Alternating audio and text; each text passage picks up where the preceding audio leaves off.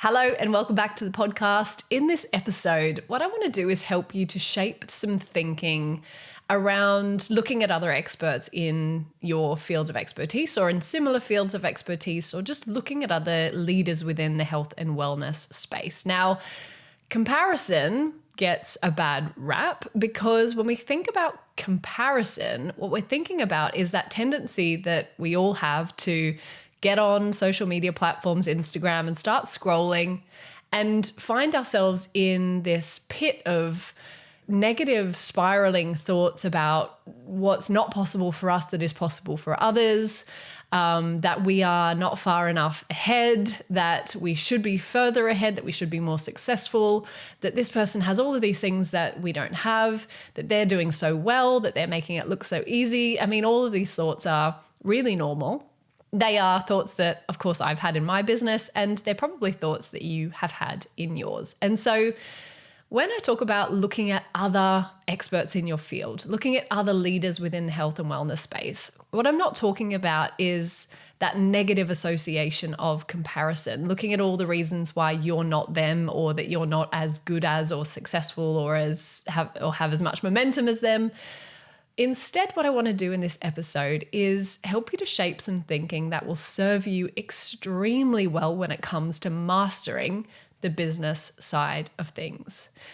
The first concept that I want to introduce you to is funnel hacking. Now, a funnel, if it's a new term for you, is very simply a journey, a step-by-step journey that your ideal client goes on from coming into your world and discovering you for the first time, to finding out a little bit more about you, to perhaps experiencing some of your expertise showcased in the form of a free resource or a free training, to booking a call with you, to signing up to become a paid client with you. Now, it's called a funnel because most people at the top of that funnel start by coming into your world through the easiest access point, which is your social media content or your free resources.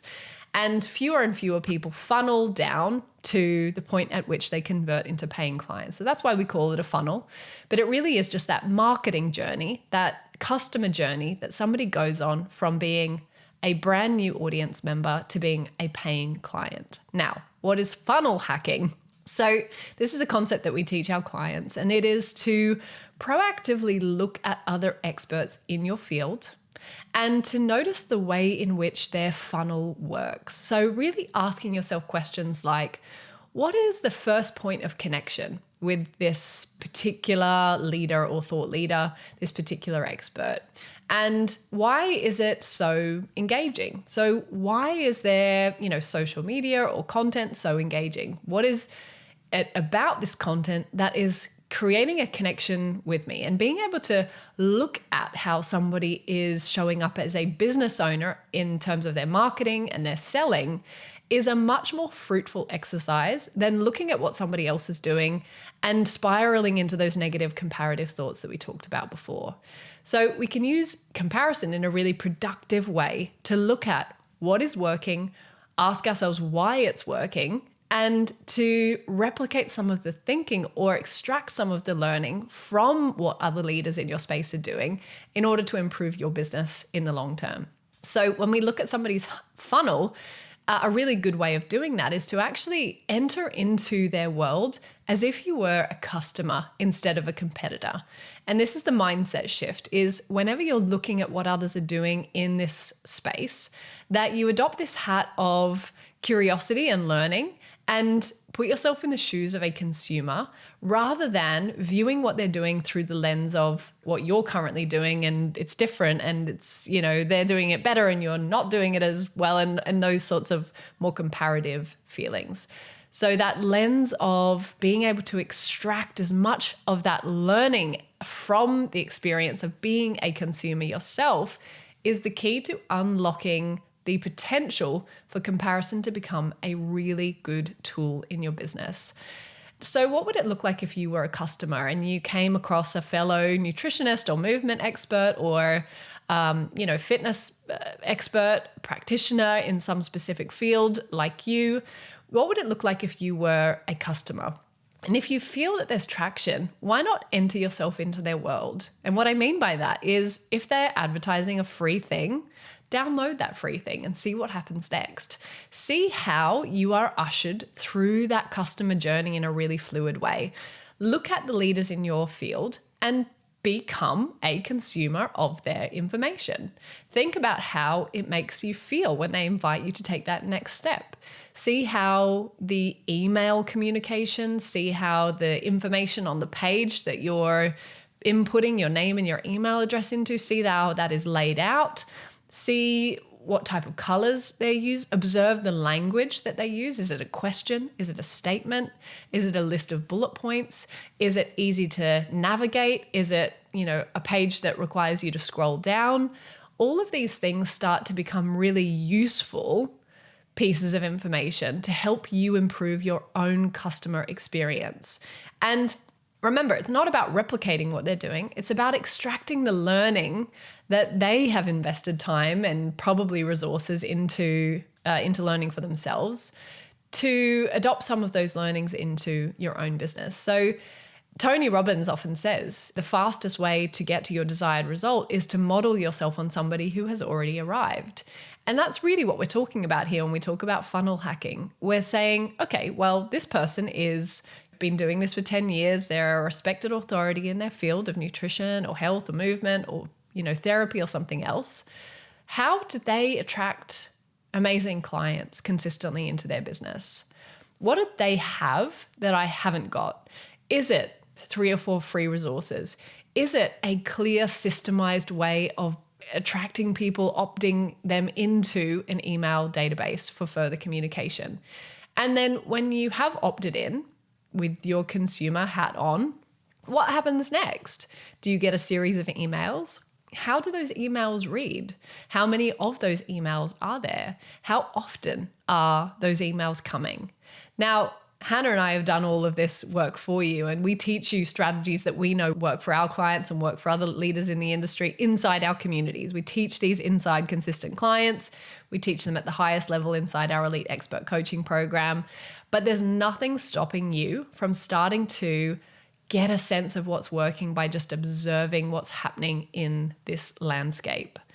What type of content is happening at the top of the funnel that is attracting people into your competitors' world? What resonates about that content that is making you feel compelled to want to take the next steps? So what I'm encouraging you to do is when you find yourself in that void of social media and spiraling into more of those negative comparative thoughts, is see whether there's an opportunity for you to shift into a different gear and to use this exercise as a learning exercise, to use it as an opportunity to extract key learnings that will help you improve your business overall. Because a much more productive question, if we compare them, is, what is this person doing that I could be doing that would get me to the same result faster? Now, a little caveat here. What you need to be really careful of is making sure that you're not extracting learnings from somebody who is so far ahead of you that they have a team in place that have helped them to execute those strategies and, that would be very difficult for you to replicate. But it is good for you to be asking yourself what they were doing when they first started. So thinking about what those key things are that have helped them to build momentum. And we can learn these from, listening to podcast stories of successful wellness experts and how they have gotten to where they are, what were the first steps that they took in the early days, but also just overall thinking about what the thinking is behind everything they're doing. How are they guiding someone from getting to know them, building that trust with them, getting to know and like them so that they are nurtured enough and have that relationship that translates into a purchase. We zoom out and look at how that journey looks and how that particular competitor that you might be looking at is achieving that, is creating that strategically. So that's funnel hacking. There are lots of depths of layers to this, and Hannah teaches our clients how to go and look at a competitor's ads and see how often they're running ads, what type of ads they're running, what type of ads are converting, what types of ads they're replicating, and all of this is just about saying, okay, this person's doing it really well. What can I learn from them? What can I extract from them that they've invested time and energy into learning for me to speed things up? And that's all that this is about, is using comparison in a really positive way. Now, the second layer to this, we've got funnel hacking, which is kind of the overall picture and looking at what that overall journey is that other leaders in your field are taking their audience through. But the second is almost unpacking the messaging part of how other experts in the wellness industry are speaking to their audience. Now, what you'll notice when you start to look at how certain content makes you feel, whether it's a competitor or whether it's just a brand that you know and love, is that there are certain ways in which brands speak to you that make you feel certain emotions. And what will make you extremely good at marketing and selling is your ability to stop getting lost in the experience of being sold to and start identifying with the strategies that are making that feeling come about for you.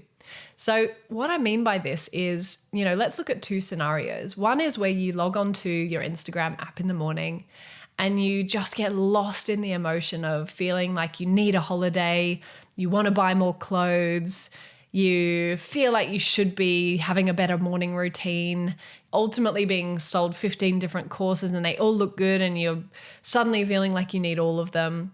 That's a consumer experience. That is being lost in the emotion of being sold and marketed to. What has made me the best marketer that I can be over the years is being able to log onto social media and use it as a learning tool. So when I go on social media, I take note. Oh, that caught my attention. Why did that catch my attention? Was it the colors? Was it the way the words slid out from the side? Was it that it posed a question to me in big capital letters? Was it that it was a soft background, that the music was emotive? Was it that there were fewer words? Was it that there were more words? Was the fact that there were more words what made me want to read more? Was the fact that there was a clear call to action telling me exactly what to do? Was that the thing that made me read the caption? I've noticed a lot of social media experts on Instagram at the moment reminding you that if you start your caption with a really clear, read more to find out, and then a little arrow, it actually captures your attention and makes your eyes draw to what's underneath. So, every time I go on social media, I learn something new about what engages me, what holds my attention in an age where everything is distracting me. And I try my absolute best, and often I, slip like everybody into the consumer mindset. I try to maintain that strategic mindset, that observational mindset of what is working here that is compelling me to want to take another action. And if you can do that, stay in that mindset, stay looking through that lens, then you will learn more about marketing and selling than you ever thought possible. That's what makes a good marketer. If you are able to ask yourself, why do I feel this way? Why is that text making me want to respond this way? Why is the way that person's eyes are moving around the screen making me want to look at different parts of what they're sharing? Why is a finger pointing making me want to look that way? Why do I think that's funny? Why do I think that's relatable? And more often than not, it will come down to the storytelling aspect, the fact that that person has captured so well in the language that they've chosen, the description of how you currently feel right now. And then they've taken you on a little storytelling journey. They've taken you to what it might feel like if you were to make a change, and they've described that future state. And when you can consume content and at the same time identify what's going on, you are learning how to be better at marketing. And I had an amazing experience the other day where a client reached out to me on Instagram and she said, and we were in a launch period for Consistent Clients, and she was a client inside Consistent Clients. And she said to me, I loved your stories today. I could really see how it was guiding someone to make that next step and decide that Consistent Clients was the next step for them. And I said to her, that is a skill that you want to cultivate. That is the skill that will make you good at marketing. If you can use social media as a learning tool instead of losing yourself in the moment and labyrinth, and procrastination tool, which so many of us use it for, If you can use that dedicated time on social media to learn how messages are landing, why they're landing, and how you can translate that into your own messaging, then you will be leaps and bounds of anybody else losing themselves in social media as a tool for comparison, or as a tool for feeling bad about how much you haven't achieved instead of what's possible for you to achieve going forward. So I hope that helps, and practice this mindset. Next time you look at social media, ask yourself, what is it that is making me engaged in this process? What is it that is making me want to take this next step? What am I being drawn to? What am I being motivated to do next that I didn't want to do before I opened this app? That is how you learn about the psychology of marketing. That's how you learn about your own psychology and what type of marketing feels aligned to you.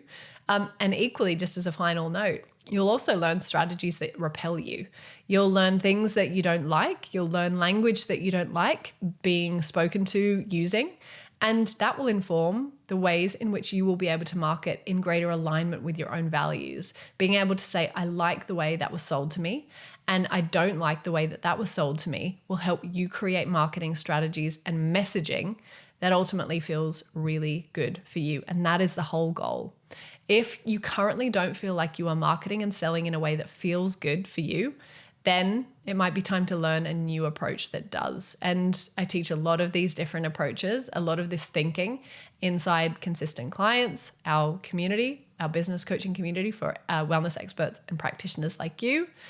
And so if you want to find out more about that and how the journey looks for you moving through that process, and maybe how, this podcast has given you a little bit of an insight into how I work and what the next steps look like for you, check out the show notes. There's a couple of free trainings. There's a couple of links for more resources, and there's a lot of next steps for you to take to keep moving through the journey with me in my world.